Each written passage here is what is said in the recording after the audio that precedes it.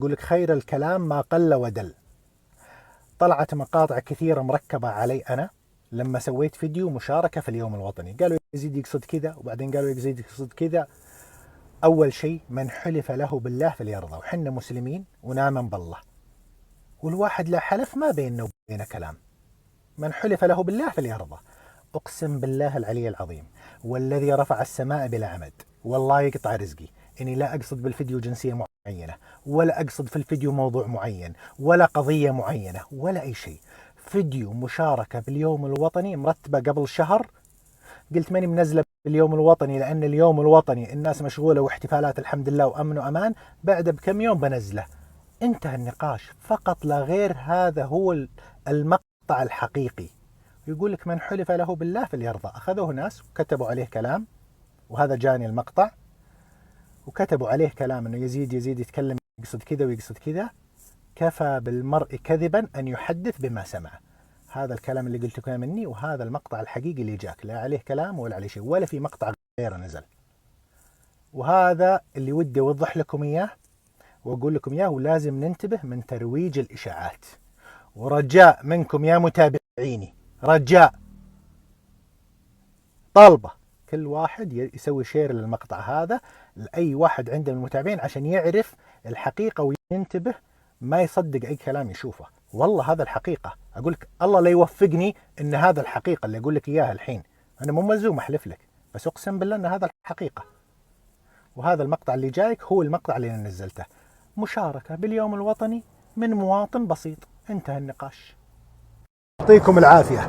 والله اليوم أنا ناوي أتكلم لكم عن موضوع مرة مهم، والموضوع هذا اللي بتكلم عنه اليوم قسما بالله إني مخطط من شهر إني أتكلم عنه، بس قلت بعد ما يهدى الموضوع ويهدى الحدث أتكلم عنه. والشيء الثاني قسما بالله، شوف حنا بين السماء والأرض، إن ما في ولا إنسان ولا أحد بطريقة مباشرة أو غير مباشرة قال لي اتكلم عن الموضوع هذا، ولكن هذا دوري بما اني عندي صوت بسيط ويسمع بعض الناس، الله يجزاهم خير ويرفع قدرهم، لازم اوصل هذه المعلومات. ما شاء الله تبارك الله، قبل كم يوم احتفلنا سويا باليوم الوطني ال95. نعمة من رب العالمين. مر الاحتفال وانبسطنا كثير في هذا الحفل، وتذكرنا ما شاء الله إنجازات بلدنا ورجال أمننا وأبطالنا وحكامنا وولاة أمرنا والأمن والأمان اللي عايشين فيه. هذه نعم والله العظيم ما يستشعرها إلا اللي فاقدها. اليوم الحمد لله ب95 سنة ما شاء الله بلدنا في كل قطاع يرتقي بسرعة مخيفة. يعني اليوم كل شيء قاعد يتطور. شفتوا مثال أزمة كورونا كيف احنا كنا من البلدان المتقدمة أو يمكن من المميزة والفريدة في الخدمات الطبية. اليوم التعليم وين وصلنا، اليوم الطب وين وصلنا. كل شيء قاعد يتطور مع العمر الصغير اللي لنا، يعني مع عمرنا مقارنة بالحضارات السابقة. طبعا ما هو بتقليل ولا شيء، ولكن أنا مو بترى إنسان تاريخي، ولكن 95 عام يعني تعتبر مدة قصيرة مقارنة بالآخرين. اليوم مثلا قسما بالله اني كنت قبل 4 ايام في البرتغال، امشي في الشارع انا والعيال، يجي يقول لك حشيش كوكايين. هذه مصيبة، كيف تخلي عيالك في البلد هذه؟ يعني هذه مصيبة كبيرة. تخيل ولدك ماشي. انا صراحة يعني كذا بسأل بشوف، قلت له وينه؟ قال هذا، طلعه قال هذا جرام 60 يورو. ومعنا تيمو مساعد الألماني قال اللي قاعد يصير الحين في الدول هذه في أوروبا مسخرة مخيفة. يقول تخاف على عيالك في البلد. الحمد لله احنا تترك بيتك، زوجتك تمسك خط من الرياض للشرقية ولا من الرياض لجدة، أمن وأمان نعمتان مجحودتان. الأمن في الأوطان والصحة في الأبدان. ما حد يستشعرها. اليوم انت تتذكر كلنا الله يكفينا وياكم شر مر علينا مرض سواء فلو ولا شيء، كيف حسيت؟ قلت والله العافية زينة. قعدت تقول يا رب بطيب بسرعة، متى بطيب بسرعة يا رب بطيب، وهي موضوع مرة سخيف. تخيل الأمن لو قدر الله انفلت في البلد. فلازم احنا دورنا نعلم عيالنا ونعلم اخواننا ونعلم اهلنا، ما نسمح لأحد ينتقد اي، ما مو بينتقد ولي الامر، ينتقد اي جهة تعمل تحت ولي امرنا. ليه؟ لان يزرعها يعني هذه فتنة. يجون اعداء الخارج زي ما تعرفون اللي نشروهم قبل فترة بالانترنت وما الانترنت، يزرعون افكار للناس ويحاولون يضربون وحدة التلاحم بين القيادة والشعب، او يضربون ثقتك في جهة معينة في قطاع امني معين. وهم كلهم هذول كلهم مين اللي يشتغلون فيه؟ اخواني واخوانك وعيال عمي وعيال عمك وخواتي وخواتك. فهذول احنا الحمد لله مجتمعنا عائلة. اسمعوا المعلومة المهمة، يعني الحضارات الغربية مختلفة عننا. يعني واحد قال لي معلومة، قال وسائل التواصل السوشيال ميديا وضعت تقريبا الأغلب للأجانب اللي ما يدري أصلا. تلقى أنا أسأل مثلا أحد أجنبي بدون ذكر اسماء، أقول له ولد عم ما يعرفهم ولا يدري عنهم. إحنا الحمد لله الحكومة والمواطنين وموظفين الحكومة كلنا عائلة واحدة. تجي هذا يقرب لهذا، مناسب هذا يقرب لهذا. احنا في مجتمع، هذا رحمة رب العالمين، حنا عائلة واحدة. فالواجب نظل متماسكين تحت راية ولي أمرنا وحكامنا. الحمد لله ما شفنا في بلدنا إلا الخير، والله العظيم ما شفنا إلا الخير. ناظر أنت وتأمل يا أخي. أنا عندي محلين قسما بالله أنسرق يوم منا ويضيع المحل منا ولا أعرف أديره منا.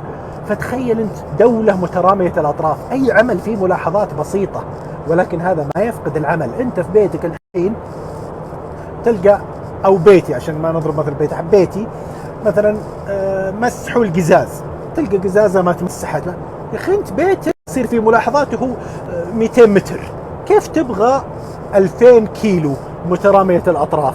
طبيعي يصير ملاحظات في عمل. ولكن الحمد لله التطور والتقدم اللي قاعدين نعيشه هذا نعمة من رب العالمين ورحمة من رب العالمين. والحمد لله اللي من علينا بهذول الحكام، والله العظيم انهم نعمة من رب العالمين. والله اني لا اقول جامل ولا اقول بالغ ولا اقول، والله العظيم يعني انا في كلام ودي اقوله قسما بالله انه يقول لي يا ابوي الله يرحمه، ولكن يعني ما ودي ابالغ بالكلام والله العظيم. فالمهم ابائنا علمونا هذا الكلام، وحنا الواجب نعلم عيالنا ونعلم اخواننا. اليوم مهم جدا احترام ولي الامر، احترامه وهو غائب وهو حاضر. في احد الواجب حنا ما نقبل عليه كلام في مجالسنا الخاصة، ما نقبل كلام ولا نفتح هذا الباب ولا لا. يمكن لا قوة منها ان ما نقبل على مسؤولين ولي الامر عليهم. والله العظيم الحمد لله هم مجتهدين. نتفق انه انت تتفق ولا تختلف، اول شيء نتفق انهم مجتهدين لنهضة هذا البلد، نتفق. اذا لازم تتقبل الاخطاء من المسؤولين، لازم تتقبل. اذا انت تتفق انهم في مصلحتك، اذا تقول لا مو مصلحتي، لا يحتاجك جلسة انت ونقعد نتناقش حنا وياك. اذا تتفق انه من مصلحتك طبيعي يا اخي اخوك عليك انت، لكن جميعهم في مصلحتنا وقدره، لاني ادري انه يبغى مصلحتنا، وادري انه تحت توجيهات ولي امرنا، وادري انه يعني مندوب ولي الامر، فلازم احترمه. فهذا هو الواجب اللي حنا نتربى عليه ونربي عيالنا عليه ونربي اخواننا عليه. يجيك واحد من بلد معين يتفلسف، انت تتكلم عن الحرية وتشوفون مقاطع وفوضى وسرقات. طلع مقطع يمكن قبل كم يوم في لندن، محطة القطار واحد يركض ورا واحد يبغى يسرق لندن العظمى. وين عظمى يا حبيبي؟ والله العظمى في نجد وحكامها الله يبيض وجيههم. والله ما أقولها مجاملة ولا أقولها مبالغة. شوف الفوضى اللي تصير يا أخي. حنا صرنا نقول للناس مسافر انتبه من السرقات، وش ذا الكلام ذا اللي قاعد يصير؟ يعني الحمد لله احنا فاللي ينتقد من يبغى له عمل عشان نوصل له. حنا في العمل فحنا ماشيين في الخط الصحيح. اختصار الكلام، الحمد لله على نعمة هذا البلد ونعمة حكامنا ونعمة اننا دولة ملكية. وقد تكلمت في هذا الكلام قسما بالله العلي العظيم، اني جاني شخص مثال واحد منهم تيرنوفا سائق ارجنتيني، وقلتها في مقابلة سابقة، قال تبا للديمقراطية. وقسما بالله العلي العظيم، قسما بالله ان في البرتغال الرالي هذا اللي فات ان واحد من الاجانب صارت مشكله هاكينج على الشنط وضاعت الشنط. قال يا اخي تخيل هاكينج من روسيا ضرب منظومه الشنط لنا اسبوع الحين في المطار بلجيكا كذا. قال ودنا عندنا الامير محمد بن سلمان يضبط الوضع. قسما بالله العلي العظيم اني ما كنت. الحمد لله على اللي حنا فيه، فنعمتان مجحودتان، الامن في الاوطان والسلامه في البلدان. فالله يديم علينا هذه النعمه ويديم هذا الوطن والرخاء. حديث الرسول صلى الله عليه وسلم: من آمن في سربه، بما معناه معافى في بدنه، حاصل على قوت يومه، حاصل على قوت يومه، مو